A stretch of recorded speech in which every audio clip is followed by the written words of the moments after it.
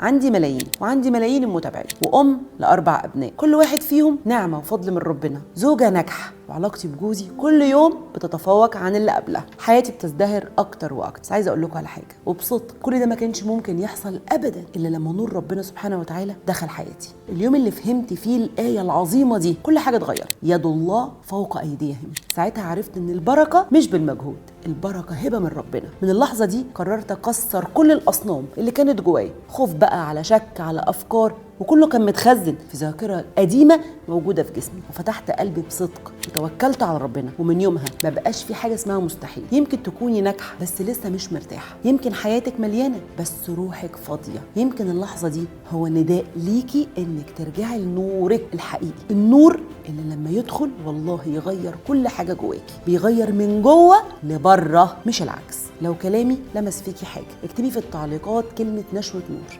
تعالي معانا في الرحلة اللي كلها نور وبركة من ربنا سبحانه وتعالى، وابدأي رحلة النور ورحلة التشافي في الكورس نشوة النور.